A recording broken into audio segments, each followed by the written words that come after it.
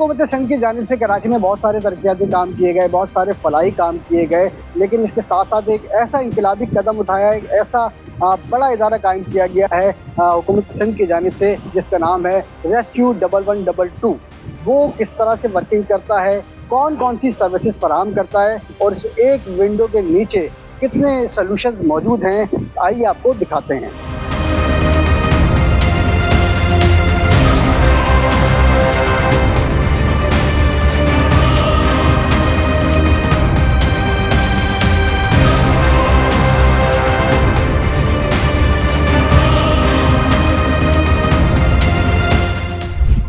Rescue 1112 में जदीद तर्ज का एक कंट्रोल रूम भी बनाया गया है, ताकि अगर शहर के किसी भी इलाके में कोई वाक़या होता है तो उसकी रिपोर्ट यहाँ पर की जाए। वहाँ पर किस तरह से काम होता है और क्या क्या जिद्दत वहाँ पाई जाती है, आइए देखते हैं।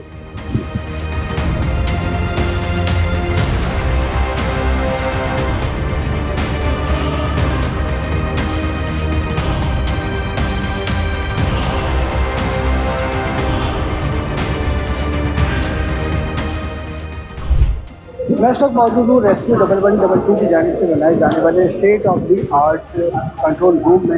यहाँ पर किस तरह से वर्किंग होती है और कितनी जदीद तर्ज पर ये बनाया गया है, ये हम जानते हैं। हमारे साथ मौजूद है रमनवाज साहब, जो यहाँ के इंचार्ज है। रमनवाज साहब, ये बताइएगा कि ये कंट्रोल रूम बड़ी जदीद तर्ज पर बनाया गया है, किस तरह से बनाया गया है, किस तरह से वर्किंग होती है यहाँ पर, इसके बारे में थोड़ा सा बताइएगा। अस्सलाम वालेकुम। ये सिंध गवर्नमेंट की जानिब से एक ऐसा 1112 का प्लेटफॉर्म क्रिएट किया गया है, जिसमें ये है कि आवाम के लिए किसी भी इमरजेंसी में एक नंबर पे तमाम सर्विसेज प्रोवाइड की जाती है और फ्री ऑफ कॉस्ट की जाती है। अगर किसी को कोई भी इमरजेंसी हो तो 1112 पे कॉल कर सकता है। अगर वो फायर इमरजेंसी है, कोई मेडिकल इमरजेंसी है, या किसी के घर पे कोई जानवर आ गया है, ऐसा कोई सांप आ गया है, या कहीं पे कोई बिल्डिंग जो है वो कोलैप्स हो गई है, तो उसको वो 1112 पे। अच्छा, जैसे किसी की कॉल आपको आती है कि भाई फलां जगह पर आग लग गई है या बिल्डिंग गिर गई है, तो कितने टाइम लेते हैं आप लोग रिस्पॉन्स में, कितना रिस्पॉन्स टाइम होता है? रिस्पॉन्स टाइम जो है ना हमारा वेरी करता है कि नेचर ऑफ इमरजेंसी पे और जिस जगह पे इमरजेंसी रिपोर्ट की है। हमारी स्टेशन जो है, अब अगर मेडिकल इमरजेंसी की बात हो तो हमारी एम्बुलेंस की पॉइंट्स पे स्टेशन वो रोज शो होता है। फायर टेंडर्स हो गए या हमारे डिजास्टर जो रिकवरी व्हीकल्स होते हैं वो स्टेशन पे होती है। तो अगर कोई मेजर इंसिडेंट है तो उसमें ये है कि करीबी सेंटर से फॉरन डिस्पैच करा के उसका एवरेज रिस्पॉन्स 15 से 20 मिनट है। फायर और अर्बन कंजर्वेशन व्हीकल एम्बुलेंस जो है वो कराची में भी 8 से 12 मिनट के अंदर है, और रैपिड रिस्पॉन्स राइफल वो हमारा 4 से 5 मिनट का है। रमनवाज साहब ने हमें बताया कि एम्बुलेंस की टाइमिंग है वो तकरीबन 10 से 12 मिनट में जो है वो पहुँच जाते हैं, क्योंकि मुख्तलिफ स्टेशन पर वो खड़ी होती है। इसी तरह जो फायर का जो इशू आता है तो उसमें जो गाड़ियाँ जो खड़ी होती है मुख्तलिफ स्टेशन पर, उनको कॉल की जाती है और वो जल्द से जल्द पहुँचने की कोशिश करती है। तो इस तरह से ये कंट्रोल रूम जो है वो इनका काम कर रहा है।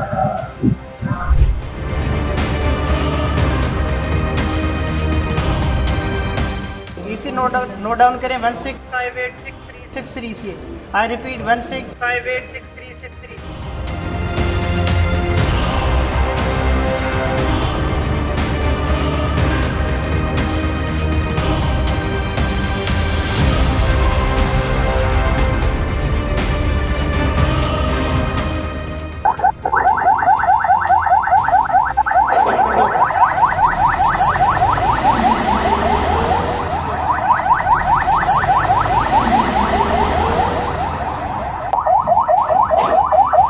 रेस्क्यू 1112 की तेज रफ्तार एम्बुलेंस सर्विस, जो कि जदीद साजो सामान और आलात से आरास्ता है।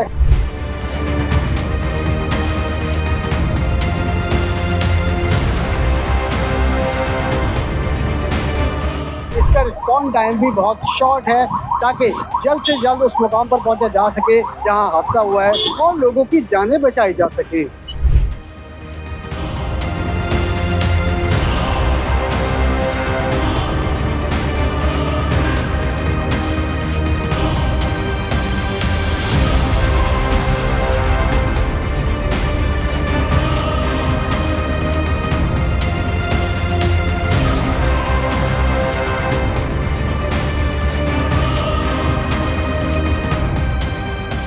रेस्क्यू 1122 अब अलहमदिल्ला कोई नया इदारा तो नहीं रहा। अगर हम पूरे पाकिस्तान में भी बात करें, ये बाकी सूबों में अपनी कामयाबी के झंडे बखूबी गाड़ चुका है। फिर ये सिंध में आया रेस्क्यू 1112 हुकूमत सिंध की तरफ से रिहेबिलिटेशन डिपार्टमेंट में ये जो सर्विस है लॉन्च की गई थी, जो कि फ्री ऑफ कॉस्ट पूरे सूबे में आप कहीं भी 1122 कॉल करेंगे, आपको जितनी भी रेस्क्यू 1122 की सर्विसेज हैं फ्री ऑफ कॉस्ट मिलती हैं। हमारे पास सबसे पहले हमारी मेडिकल इमरजेंसी आती है। किसी भी तरह की कोई भी मेडिकल इमरजेंसी आपको दरपेश आ गई है तो आप 1122 कॉल करेंगे, आपको रेलेवेंट एम्बुलेंस आपके डोर स्टेप पे मिलेगी, फ्री ऑफ कॉस्ट सर्विस है। इसी तरह से हमारे पास दूसरा कंपोनेंट फायर का आ जाता है। पूरे सूबे में जहाँ जहाँ रेस्क्यू 1122 की सर्विसेज बहाल हैं, 1122 कॉल करेंगे, आपको फायर की सर्विसेज भी मुहैया हो जाएंगी।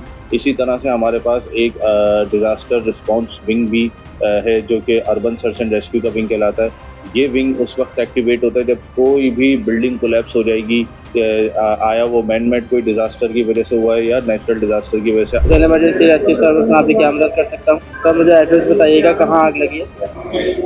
कंट्रोल फॉर M210 मूव करेंगे, 1:36 कॉल टाइम। मूव करना है fire incident Korangi number sector 45 से Bilal town. Doctor Ahmed caller हैं, हमजा पेशेंट। हमने रेस्क्यू की टीम से रवाना करवा दिया, कुछ देर में रेस्क्यू की टीम आपको लोकेशन पर पहुँचती है। पर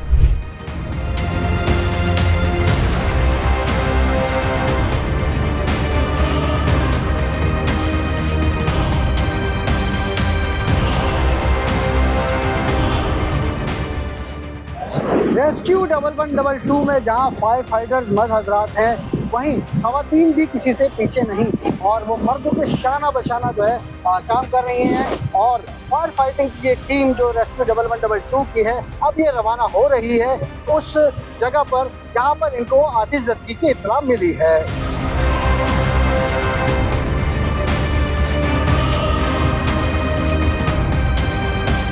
हमारे पास SOP मौजूद है कि हमारा रेलेवेंट स्टेशन जहां जिस लोकेशन से जिस इमरजेंसी के लिए टीम रवाना होगी उसको पाबंद किया गया है सख्ती से कि वो विदिन 3 मिनट्स अपना स्टेशन छोड़ देगी।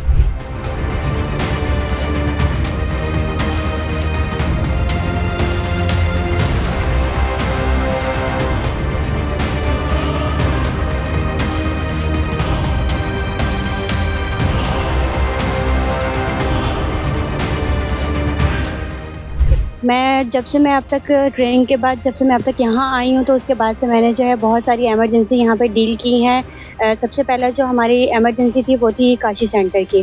काशी सेंटर में हम लोगों ने बहुत सारे जो है लोगों की जानें बचाई हैं। फिर उसके बाद जो है मेरी दूसरी एमरजेंसी थी मेरी लांडी जोन एरिया में। इसी तरह से मेरी बहुत सारी एमरजेंसी थी, वो मैंने बहुत सारी एमरजेंसी डील की और लोगों की जानें।